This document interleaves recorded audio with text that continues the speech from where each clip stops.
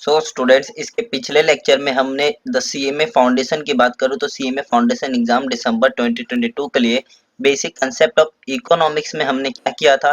First of all हमने introduction part किया था, उसके बाद डेफिनेशन पार्ट। आज हम करेंगे स्कोप ऑफ इकोनॉमिक्स और आज basic concept of economics complete हो जाएगा। कल मैंने सीएमए फाउंडेशन का जब मैंने लेक्चर लिया तो उसका पीडीएफ भी द एजुकेशन वाला टेलीग्राम चैनल पे प्रोवाइड कर दिया था, तो आप वहां पे विजिट कीजिए, टेलीग्राम पे पीडीएफ डाउनलोड कीजिए। पीडीएफ के जितने क्वेश्चन है वो इंपॉर्टेंट है, उसे आप फॉलो कीजिए। और कुछ क्वेश्चन को मैंने प्रोवाइड किया था एज अ पोल सेक्शन में द टेलीग्राम चैनल पे, तो प्लीज आप टेलीग्राम चैनल पे अपडेटेड रहे ताकि कोई भी आप इंपॉर्टेंट एमसीक्यू मिस ना कर सके। नाउ आज का सेशन स्टार्ट करते हैं। उसके पहले रिक्वेस्ट करूंगा, यूट्यूब चैनल पर नए हो तो चैनल को लाइक सब्सक्राइब एंड जो साइड में बेल आइकन वाला बटन है उस पर प्रेस कर देना ताकि कोई भी न्यू लेक्चर का अपडेट नोटिफिकेशन आप मिस ना कर सके। नाउ अब स्टार्ट करते हैं।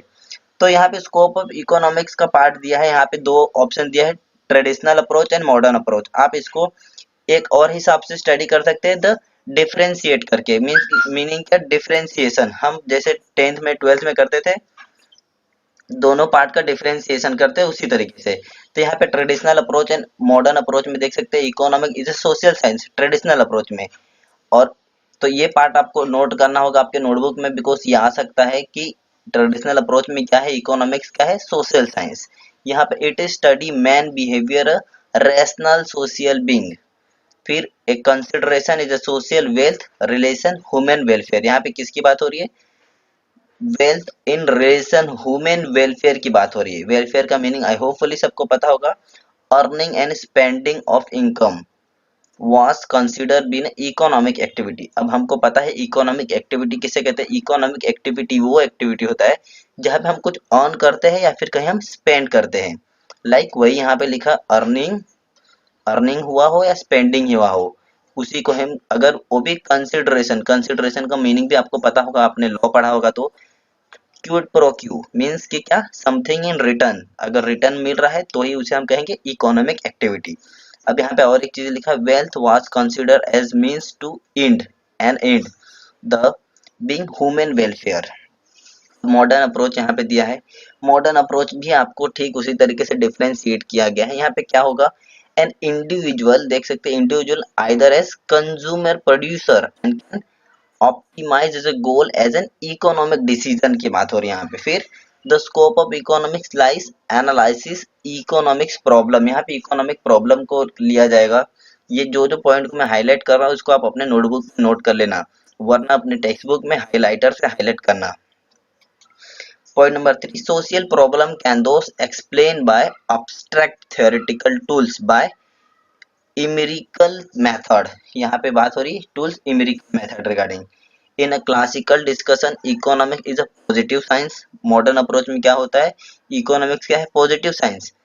एंड ट्रेडिशनल में क्या है, इकोनॉमिक्स सोशल साइंस। तो याद रखना आपको कि ट्रेडिशनल की बात की गई हो तो वहाँ पे इकोनॉमिक्स को सोशल साइंस कहते हैं, मॉडर्न की बात की गई तो यहाँ पे पॉजिटिव साइंस कहते हैं। ये पार्ट आपके लिए इंपॉर्टेंट है आपके एग्जाम के लिए, तो प्लीज इसे हाईलाइट कर लेना और इसको नोट कर लेना नोटबुक में। It seeks to explain what a problem and how trend solve. यहाँ पे बात करें जो प्रॉब्लम क्रिएट हो उसको किस तरीके से सॉल्व किया जाए। In a modern time both positive and normative science. कई बार आपके एग्जाम में इस तरीके के क्वेश्चन पूछे जाएंगे, economics positive and normative science के ऑप्शन में भी आपको आएगा कि क्या इसमें दोनों में सेलेक्ट करना होगा, पॉजिटिव साइंस क्या होता है, नॉर्मेटिव साइंस क्या होता है। Economics today deal economics issue merely as they but also as they should be. And point number last, wealth economics grow economics are more normative than positive। यहाँ पे ये भी चीज आपको याद रखना होगा। वेलफेयर की अगर बात की गई तो welfare and growth economics are more normative than positive. आइए हम बात करते हैं micro economics and macro economics की। यहाँ पे बात हो रही है तो मीनिंग क्या होगा, इसमें कई ऑब्जेक्टिव आपको मिलेंगे, तो डार्क करते जाना, आप हाईलाइट करते जाना। The term micro economics and macro economics were introduce by ranger fresh. तो अब यहाँ पे आपको एग्जाम में पूछा जाएगा माइक्रो एंड मैक्रो को हु इंट्रोड्यूस किया गया था, किसके थ्रू, तो यहाँ पे रेंजर फ्रेच, ये नाम ये आपको याद होना चाहिए।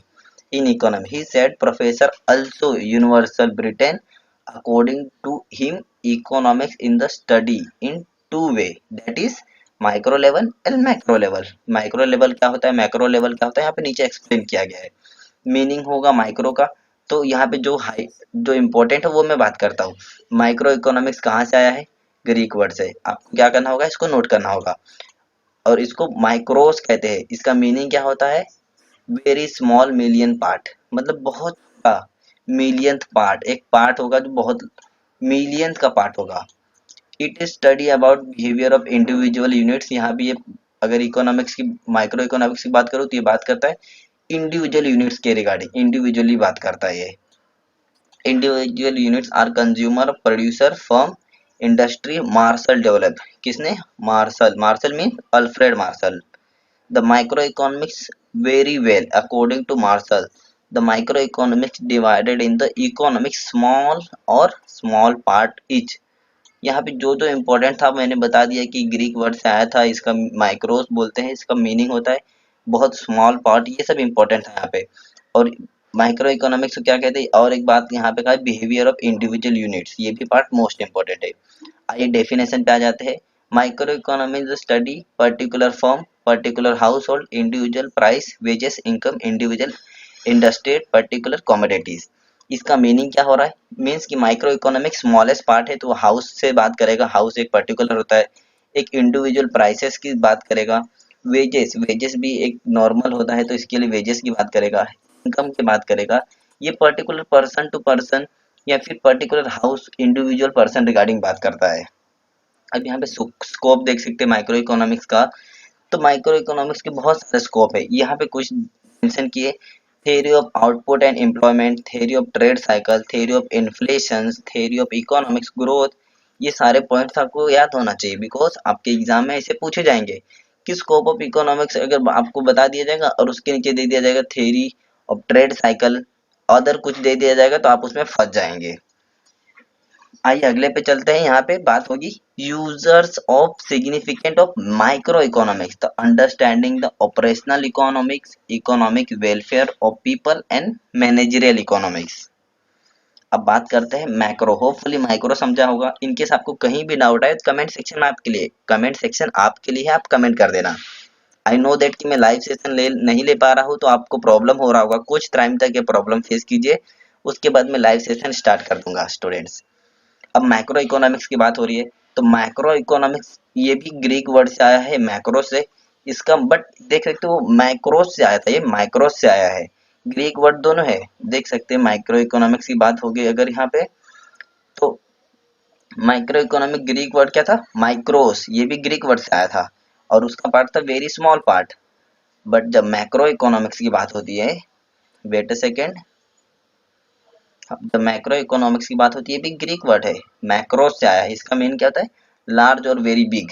तो ये नेशनल लेवल पे काउंट होता है। वो स्मॉल था तो आपको कह सकते हैं area wise, sector wise, individual, house hold, person to person, ये काउंट होता है माइक्रो इकोनॉमिक्स में। बट मैक्रो में क्या होता है? बहुत बिग है तो नेशनल, नेशनल के वाइज हम काउंट करते हैं मैक्रो में। देख सकते हैं यहाँ पे, ये पॉइंट इंपॉर्टेंट है, इसको भी आप हाईलाइट कर दिए। मैक्रो इकोनॉमिक्स कहाँ से आया है? ग्रीक वर्ड से, जिसे कहते हैं मैक्रोस। इसका मीनिंग क्या होता है? लार्ज और वेरी बिग। तो micro economics study in the economic single unit. यहाँ पे देख सकते हैं ये किस पे स्टडी करता है? सिंगल यूनिट पे। Does not deal with individual units, individual unit पे डील नहीं करता है। तो इंडिविजुअल पे डील कौन करता है? Micro economics. और इसे हम एग्रीगेट भी कहते हैं, याद रखना, विद द एग्रीगेट और टूल्स एंड एवरेजेस, ये भी याद रखना। फॉर एग्जांपल देख सकते हैं, मैंने भी बताया नेशनल का, national income, full employment, total output, total investment, total consumption, ये सब किस में आता है? मैक्रो इकोनॉमिक्स में। यहाँ पे कुछ लोगों ने डेफिनेशन दिया है according to Gardner Ackley macroeconomics is concerned with such variables aggregate value output of a economy with the extent resources employed with the size of the national। सीधा अगर लैंग्वेज में बात करूं तो जहां पे अगर नेशनल लेवल की बात की गई हो वहां पे मैक्रो इकोनॉमिक्स इन्वॉल्व होता है। अब यहाँ पे कुछ स्कोप है इसके, देख सकते हैं आप। Macro economics study about national income. तो यहाँ पे ये पॉइंट इंपॉर्टेंट है कि माइक्रो इकोनॉमिक्स स्टडी किससे रिगार्डिंग करता है? नेशनल इनकम पे। Study and national income, calculation of national income, trends in the national income, etc. It also deal with the total employment, full employment, total output, जैसे कि ऊपर बताया गया था। अब इसका भी यहाँ पे सब स्कोप ऑफ मैक्रो इकोनॉमिक्स है। तो यहाँ पे आप इसको जो है theory of output and employment, theory of trade cycle, ये सब बाय कर लेना। अब देखिए मैक्रो इकोनॉमिक्स एनालिसिस, प्रॉब्लम क्या है, problem of the economics, level of output and employment, fluctuation level, change in the general price level, economic growth and economic development theory, theories and distributions, ये थे उसके problems. Like problems of economics क्या है। फिर significant of macro economics, यहाँ पे understanding the working of economics, economics में work क्या कर रहा है। लाइक अगर हमारा मैक्रो है तो नेशनल लेवल पे बात होगी, यहाँ पे तो हम इकोनॉमिक्स की बात करेंगे। फॉर्मुलेटिंग पॉलिसीज क्या होगा, prepare the economic plan, take reminder measures to trade cycle, inflation. अब यहाँ पे कुछ condition like whether the economics is science और आर्ट। हम बहुत बार बोले हैं कि इकोनॉमिक्स से साइंस है और बहुत बार बोले हैं इकोनॉमिक्स आर्ट है। तो यहाँ पे कंडीशन रखी गई है कि मीनिंग क्या होगा साइंस का और मीनिंग क्या होगा आर्ट्स का। The term of science implies systematic body knowledge with trace the relationship between cause and effect, observation of certain fact system collections and classification. जो पॉइंट स्टूडेंट मैंने हाईलाइट कराया था उस पॉइंट को हाईलाइट करना, जो इंपॉर्टेंट लग रहा है मैं आपको वही बता रहा हूँ। इकोनॉमिक्स एज एन आर्ट, आप उसको एक बार आप जरूर मेरे लेक्चर लेने के बाद भी आप एक बार पढ़ लिया कीजिए। यहाँ पे इकोनॉमिक्स आर्ट है, देख सकते हैं इसको किसने डिफाइन किया है, केनियस ने कुछ डिफाइन किया है। क्या, art a system rule attainment of given in object of the art is to formulated rule to be used for the formulations of policies। तो यहाँ पे आपको एग्जाम में क्या पूछेगा, economics is art whose defined, तो आपको वहां पे क्या लिखना होगा, केनेस। ये आंसर आपको याद होना, Keynes who defined to the economics is art, Keynes. अब यहाँ पे देखते हैं difference between science and art में क्या डिफरेंस है। ये यहाँ पे science is the in theoretical but art is a practical. यहाँ पे ये पॉइंट इंपॉर्टेंट है, इसे आपको बाय हार्ट करना होगा। साइंस क्या है, थेरोटिकल है और आर्ट क्या है, प्रैक्टिकल है। Science is a teach us to know, science कहता है जानो, बट आर्ट क्या कहता है, टीच टू डू, काम करो। Economic is a science methodology और आर्ट क्या है, application. Economics both science and art. अब यहाँ पे फिर से वही बात हुई, इकोनॉमिक्स क्या है, साइंस और आर्ट। अब यहाँ पे कुछ कंडीशन दिया है, economics is a positive science और नॉर्मेटिव साइंस। ये कई बार पूछेगा आपको एग्जाम में, normative and positive science regarding. तो यहाँ पे इकोनॉमिक्स पॉजिटिव साइंस दिया है और नीचे नॉर्मेटिव साइंस। इसका मैं कुछ ट्रिक बताऊंगा, आप उसे देख लेना। अगर वो आपके एग्जाम में देखा तो आपको समझ में आ जाना चाहिए कि नॉर्मेटिव क्या है और पॉजिटिव क्या है। The positive side explain what is but not what ought to be. अब आपको अगर क्वेश्चन में आउट दिखा और कुछ और दिखा आउट रिगार्डिंग, तो आप समझ जाना क्या है वो पॉजिटिव साइंस होती है वहां पे। अब देख सकते हैं, it is explain about the things as they are they are, does not deal with value judgement. अब हम अगर पॉजिटिव साइंस की बात करें तो ऑट होगा, फिर थिंक होगा कुछ, फिर वैल्यू जजमेंट की जाएगी, यहाँ पे वैल्यू की judgement.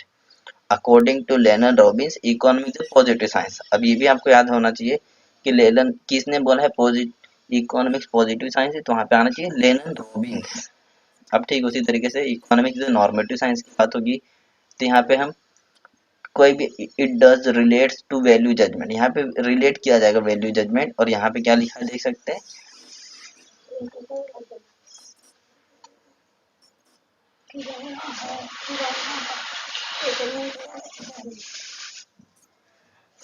Wait second student, sorry for that.